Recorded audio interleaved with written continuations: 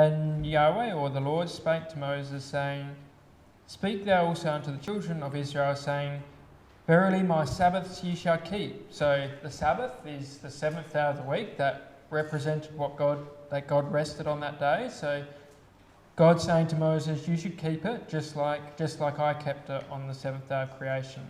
And why do you keep it? Because it's a sign between me and you throughout your generations, that you may know that I am the Lord that does sanctify you.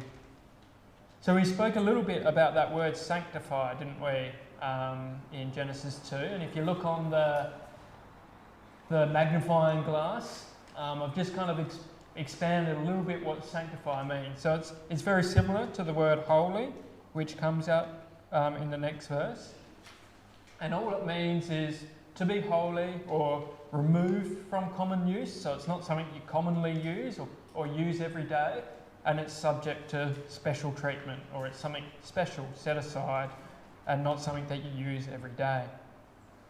So God says that I sanctify you, I make you special, I make you different, I make you subject to special treatment because you keep this special day. So because you keep this Sabbath day that I've sanctified or made holy, you also became sanctified and made holy, or you become special like that. Verse 14, you shall keep the Sabbath thereof, for it is holy. So God's already said that it's holy in Genesis, so he's now saying it's holy here. And everyone that defiles it shall be put to death. Wow, that's pretty extreme, isn't it? God's saying this is how important it is. If you don't keep this Sabbath day holy, if you don't sanctify it, you'll be put to death. That's how important it was to God that they kept this. And the soul will be cut off from the people. Verse 15, 6 days you do your work, but in the seventh is a Sabbath of rest. So 6 days you work, then on the Sabbath you rest, because it's holy to the Lord. Whoever does any work on the Sabbath day shall be put to death. Verse 16, wherefore the children of Israel shall keep the Sabbath, to observe the Sabbath throughout their generation, for a perpetual or for an ongoing covenant or ongoing promise. It's a sign between me and the children of Israel forever. For in 6 days the Lord made heaven and earth, and on the seventh day he rested and was refreshed. So God's saying to Moses here that I want you to keep the Sabbath, keep it holy, and because it is a holy day, and when you keep it holy, you become holy, you become special as well. And I want you to do that, to follow the same pattern that I did in creation in Genesis 2. And you'll be refreshed. So you'll stop your work that you do for 6 days, you'll rest, and you'll be refreshed. So that's what God lays down in the law of Moses and what Moses tells them. So some important words that kind of capture what we're talking about there was the Sabbath, which occurs, I think it's worth colouring in the Sabbath, which occurs in verse 12, verse 14, verse 15, twice. But if you can see the really light blue on there, I've highlighted all the Sabbath days there. It essentially occurs 5 or 6 times in those sections, and highlighting it just shows how that's what God's talking about in that section. And the other thing that we notice as well is that he talks about being sanctified or being holy as well, which is a common thread which happens in Genesis 2 as well. So that's a good thing to colour in. One other thing that I put down there as a cross-reference was in verse 16, it's kind of an interesting point, that the word keep. So verse 16, wherefore the children of Israel shall keep the Sabbath. That's the same word in Genesis 2, verse 15, where God tells Moses to keep the Garden of Eden. So he says to dress it and to keep it. So it's really about, how you would keep a garden. You weed it, you prune it, you wash it. All these things that you do to keep it is kind of quite an active thing, that you actively go out of your way to look after it. God says you need to do this about the Sabbath as well. So I've just put down the bottom Genesis 2 verse 1 to 2. It's a good section to refer back to Genesis 2 in that one, and then Deuteronomy 5 is the next section that we're going to go to. So it kind of keeps that link in your margin. So let's go to Deuteronomy 5, verses 12 to 15. All right, so we're breaking again into a section here where God giving the law to Moses. Moses then passes that on to the children of Israel. And we're looking at Deuteronomy 5, verses 12 to 15. I'll read that for you. Keep the Sabbath day. So we're definitely talking about the Sabbath here, and to sanctify it. So remember how we spoke about that in Genesis 2, in Exodus, and now in Deuteronomy. There's a common word that's coming through. So to sanctify it, to keep it holy and make it separate. As Yahweh, or the Lord thy God, commanded thee. 6 days thou shalt labour and do all thy work, but the 7th day is a Sabbath of the Lord thy God. In it thou shalt do no work.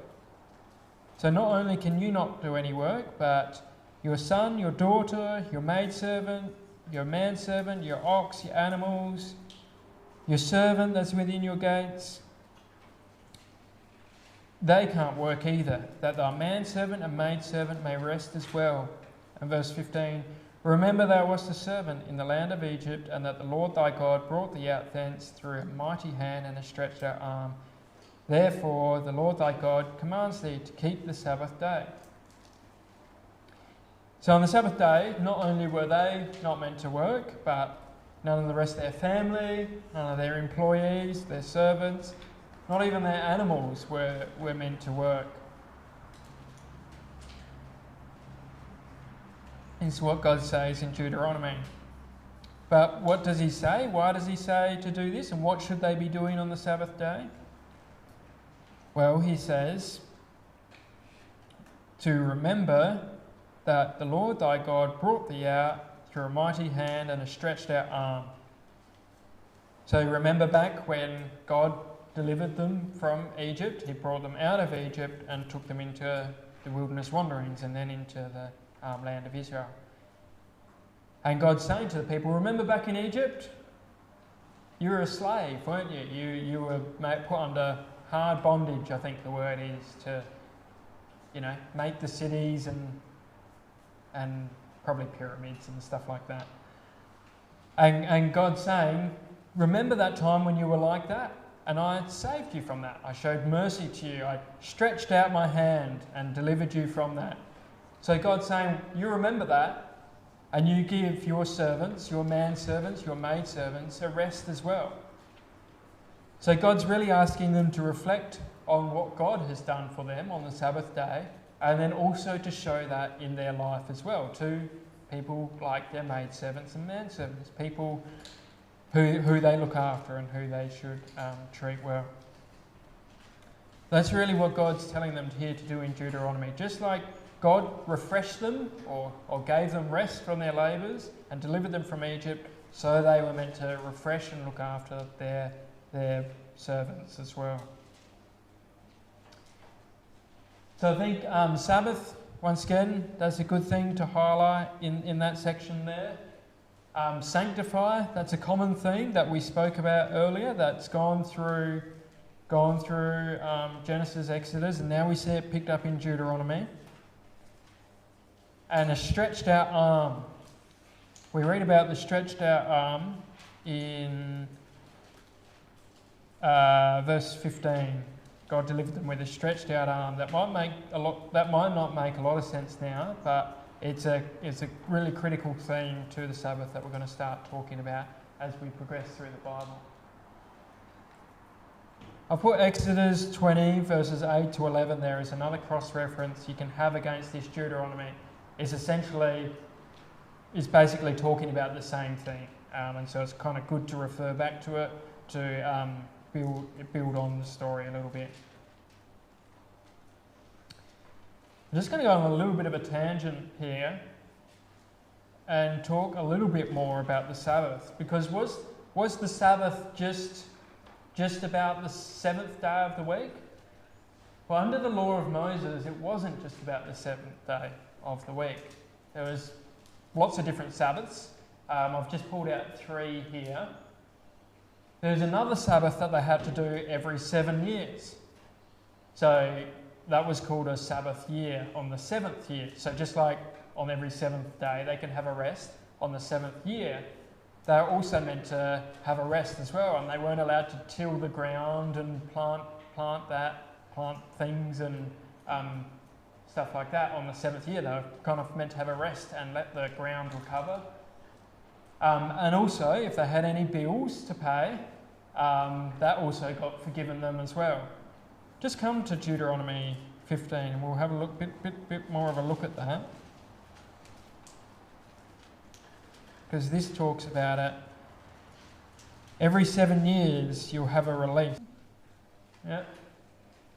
So there's something that we spoke a little bit about in Deuteronomy 5, but is brought out a lot more in Deuteronomy 15, is this opening your hand or releasing. And Deuteronomy 15 talks a lot about this. So this is the 7th, not the 7th day, it's the 7th year when they were meant to have a rest. And God talks a lot about, in that section, of giving release, opening your hand, not shutting your hand, open wide. And it's very much the same principle of the Sabbath day. They are meant to give people refreshment, make their lives easier, reduce, there's nothing like having a bill forgiven for refreshing your mind. And that's what they were meant to do on the 7th year as well. So we read that in Deuteronomy 15, verse 1, 3, 7, 8, 10 and 11.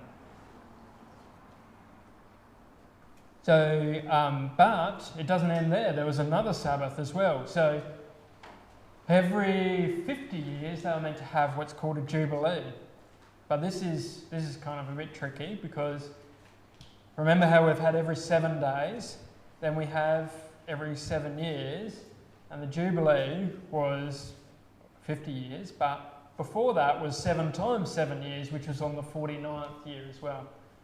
So on the 49th year, which is 7 times 7, isn't it, if you remember your maths, they are meant to have the land rest, but also in the 50th year, they are meant to have a Jubilee or a rest as well. And this is also described as a Sabbath, where they are not meant to plant any fruit or crops for 2 years, and God would look after them, and bills and lands and things would return to them as well.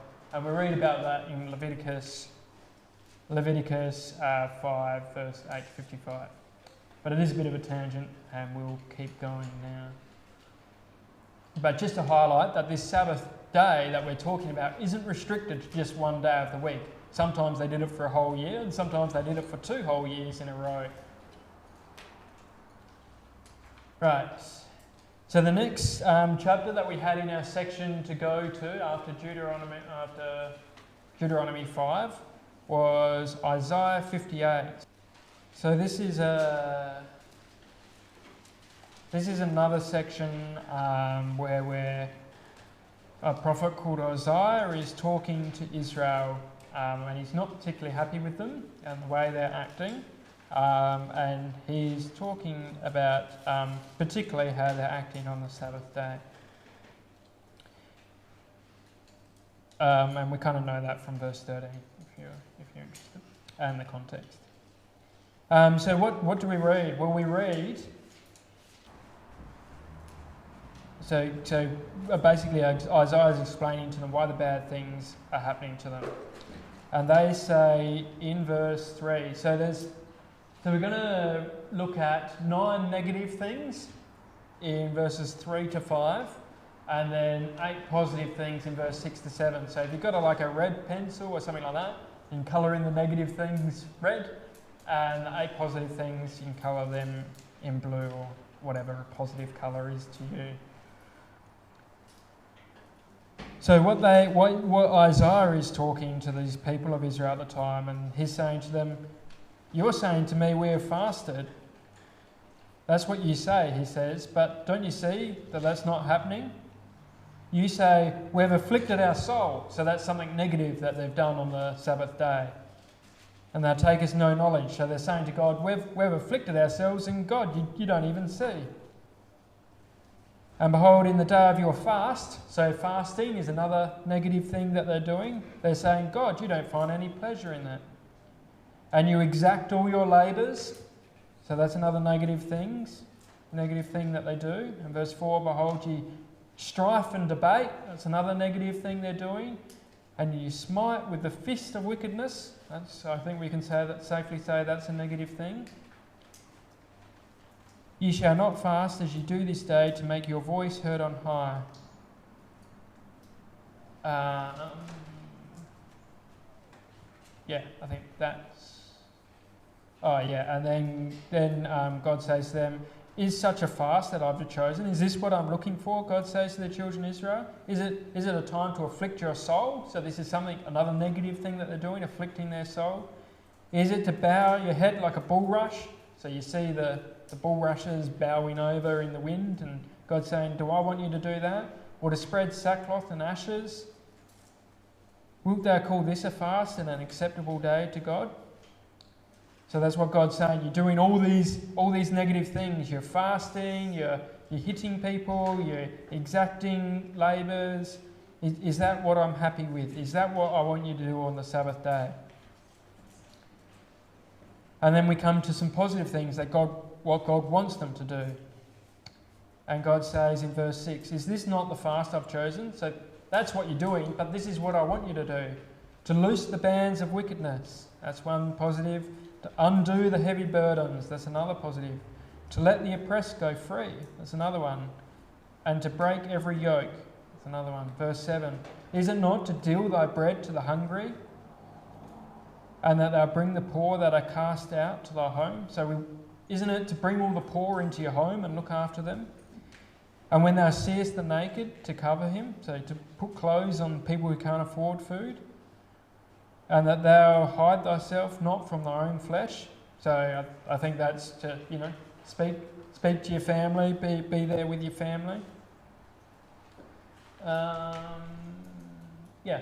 that's the 8 positive things that God wants them to do on the Sabbath day. They're doing this fasting, this not working, and God's saying, that's not what the Sabbath day is about. The Sabbath day isn't about not working.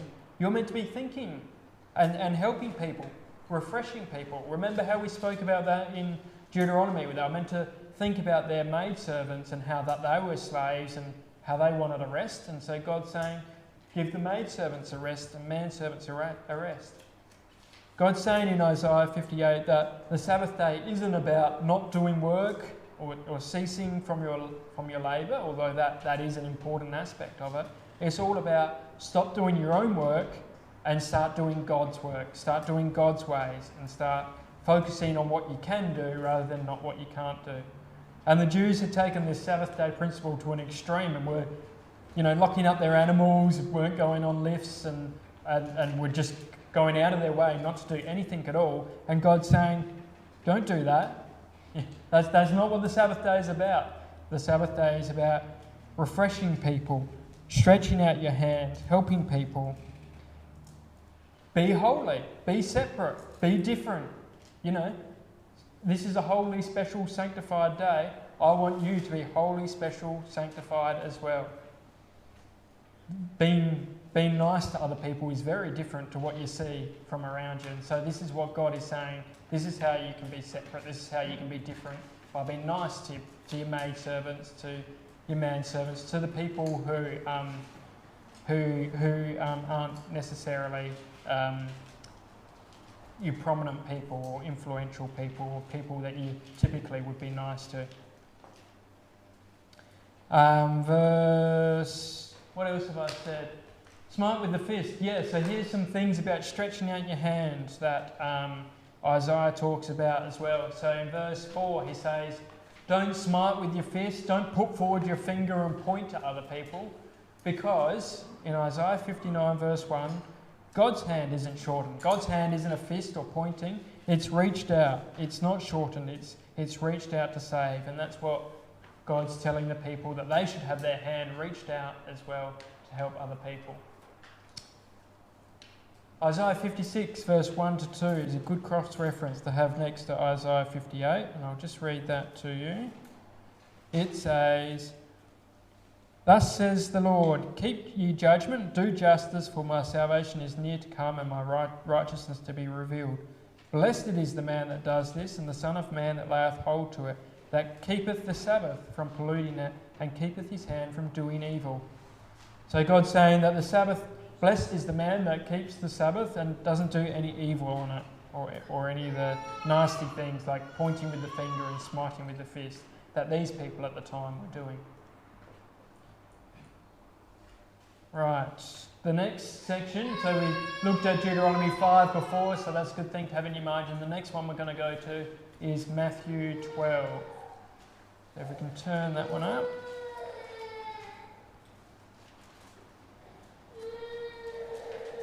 Matthew 12. So we often refer to Christ in a lot of these principles because Christ takes these principles that God has in the Old Testament and then he lives them in his life and he shows how they look like in real life. So this is what the Sabbath looks like in real life in the time of Christ. So Matthew 12 we read, "On the Sabbath day," verse 1, "on the Sabbath day Jesus went through the corn and the disciples were hungry, so they plucked the ears of corn and began to eat it. And the Pharisees were upset with it because they were plucking corn and they saw that as they were doing work on the Sabbath day. They were very upset with it. And so the Pharisees said to Jesus, 'Behold, your disciples don't do that what's lawful on the Sabbath day.' And Jesus says to them, 'Have you not read what David did when he was a-hungered, and they that were with him? He entered into the house of God and did eat showbread, which was not lawful for him to eat, neither for them that were with him, but only for the priests.'" And so Jesus refers back to the time of David and says, well, there was this one time where Jesus actually went into the tabernacle and took the showbread on the Sabbath day, and it wasn't lawful for him, and he became the king of Israel. God didn't strike him down then. And he also said, "Or have you not read in the law that how on the Sabbath days the priests in the temple profane the Sabbath and are blameless?" So the priests on the Sabbath day have to do twice as much work. They offer 2 offerings, or it might actually be 4 offerings instead of 2 or 1 every day, whatever that is. Essentially, they do twice as much work on the Sabbath as opposed to the normal day. And Jesus is saying to them, well, isn't that work? Offering, getting a big cow, cutting its throat, skinning it, putting it up on the sacrifice, isn't that work? And God tells them to do that on the Sabbath day. And so Jesus is saying clearly the point of the Sabbath day isn't about not doing work. It isn't about keeping God's law. It's bigger than that. It's more than that. Verse 6, "But I say unto you that in this place is one greater than the temple. But if you'd known what this means, I'll have mercy and not sacrifice, you would not have condemned the guiltless. For the Son of Man is Lord even of the Sabbath day." So Christ is saying to them, the law isn't about stopping work and not doing work, because God says, I don't want sacrifice. Sacrifice isn't important to me. What is important is that you have mercy, that you reach out your hand, that you're kind, you're loving, that you remember what God has done for you on the Sabbath day. And so Christ says to the Pharisees, well, there's actually a bigger principle here at play, and you should be doing it. And he says, "For the Son of the Man is Lord even of the Sabbath day." And I want to put a cross-reference next to that one for Matthew 11 verse 28. So just before chapter 12, we have Matthew 11 verse 28. And Jesus says, "Come unto me, all ye that are burdened and heavy laden, and I will give you rest. Take my yoke upon you and learn of me, for I am meek and lowly in heart, and ye shall find rest to your souls." So that's what they were meant to do on the Sabbath day, wasn't it? Finding rest. "For my yoke is easy and my burden is light." So Jesus is saying, come to me. If you're got work and you're feeling under pressure, come to me and I'll give you rest. I'll make it easy. I'll refresh your souls, like we read about that's meant to happen on the Sabbath day. So this is why Christ is the Lord of the Sabbath day, because he does this, and he offers this to us all. So that's kind of a discourse that Christ has with the Pharisees. But then what happens often after Christ has a discourse with the Pharisees, then we see it living in real person. And so we read in verse 9, when he was departed from thence, and he went into their synagogue, and behold, there was a man, he had a withered hand. So do you know what a withered hand is? A withered hand is like someone who has a hand like this, and they can't open it. So it's a little bit useless, isn't it, to have a withered hand where you can't help anyone, can you? It's all just pushed up like this, and you can't open it, you can't stretch it out, you can't help anyone. And so Jesus sees him in the synagogue, and he says, "Is it lawful to heal on the Sabbath day?" And the people at the synagogue asked him, saying, "Is it lawful to heal on the Sabbath day?" So they bring this withered hand man to Christ and say, "Is it lawful to heal?" Because they think doing a miracle is actually his work. And so they want to trick him. They want to trick him into doing it. And so what does Jesus says to them? "What man is there among you that shall have one sheep and it fall into a pit, and ye shall not lay hold of it and lift it out? How much more better is a man than a sheep? Wherefore it is lawful to do well on the Sabbath day." So Jesus is saying to them, you're a hypocrite. If you saw one of your sheep or your cattle or your oxen that fell in a pit on the Sabbath day, you would go and rescue it, wouldn't it? You would go and help it. And so when I see this withered man, this man with a withered hand that can't help anyone, I want to help him. Isn't it lawful to do the right thing, to do well on the Sabbath day? Isn't that what Isaiah 58 is talking about, that God wants us to do? To stretch out our hand to help people, to look after our maidservants and our menservants? And so what does Jesus say? "Stretch forth your hand," and he stretched it forth and restored whole like the other. So Jesus heals this man. And there's this real stretched out hand metaphor that's happening here, where Jesus stretches out his hand, and this man who had a withered hand, who couldn't stretch out his hand, and it wasn't particularly useful, could now stretch out its hand, and it was restored whole like the other. So then he could go and help other people as well. What is the time? There's another day. It would be great to go put a note in your margin. Another day, go and look at Matthew 9 verses 18 to 26, where this same person who brought the withered hand man to Jesus and was wanting to accuse him of doing right on the Sabbath day, this same man, the ruler of the synagogue in Capernaum, wanted Jesus to stretch out his hand and heal his daughter, and we read about that in Jairus. Matthew actually puts it before, so he writes it in Matthew 9, and this is in Matthew 12, but most of the other records actually have it after. So I think Jesus then expands on this principle further of stretching out the hand, but we're pushed for time, so we won't go to that. So a great reference, cross-reference here is Deuteronomy 15 verses 1 to 11. And remember how we coloured in all the stretched out hands that we were meant to do on the seventh year. It's a great cross-reference to have next to this section here. So we looked at Isaiah 58, so that's good to have that in the back. Now we're going to go to Hebrews 4. So Hebrews 4, we're breaking into Hebrews here. If you want to have a heading at the top of Hebrews chapter 4, you would have it that Christ is superior to Joshua because he brings them into the real rest that God speaks about.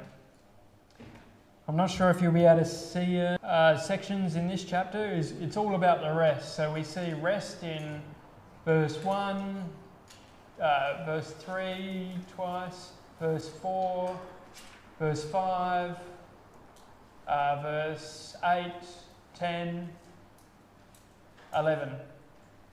And there is one in verse 9, but it's slightly different, and I'll get to that one.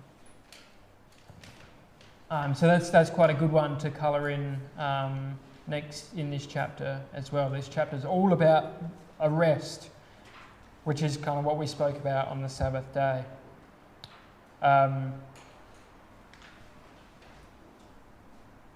Yeah, okay. All right. So the writer of Hebrews is saying in Hebrews that, verse 4, for he spake in a certain place on the seventh day on this wise. So he's saying the person of Genesis wrote in a certain place on the seventh day that God did rest on the seventh day from all his works.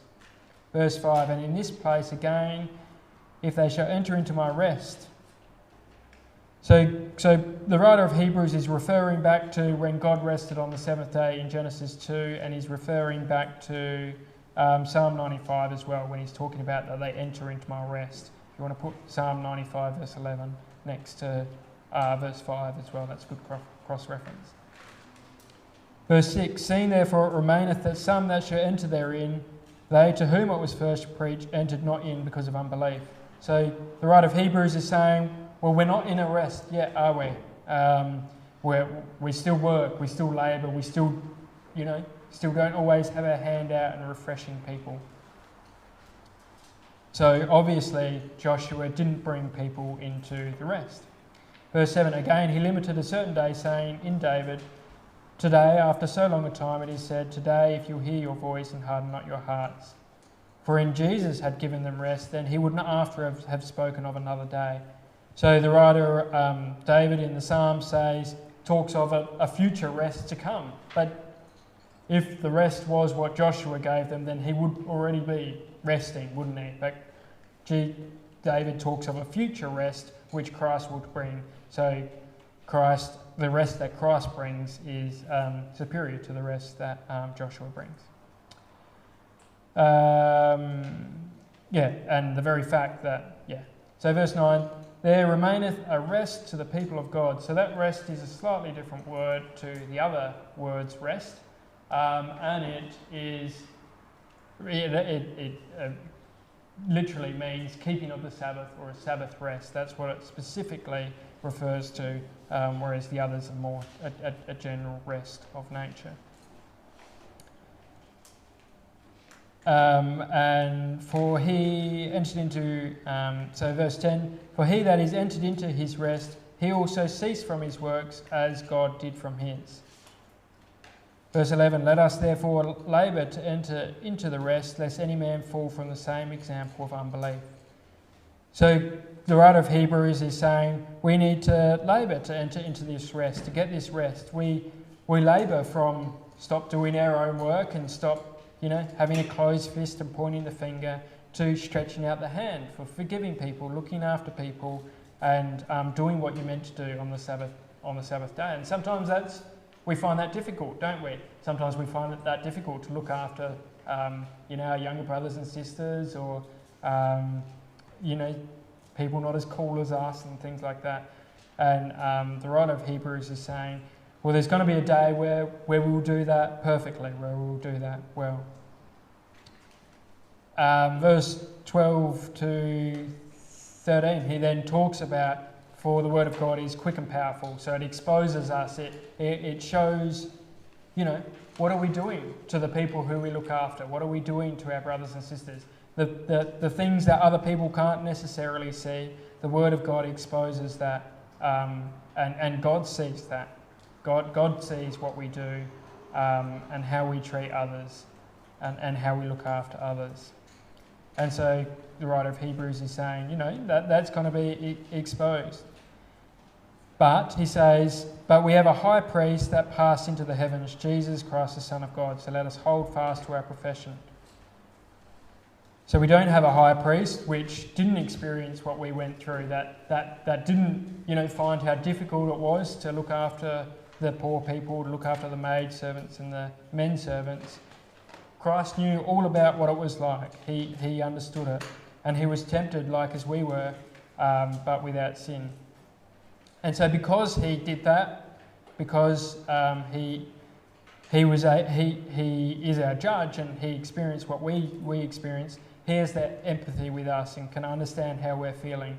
And so the writer of Hebrews says, and so because of that, because we have a compassionate priest, therefore come boldly to the throne of grace, that we might obtain mercy and find grace to help in time of need.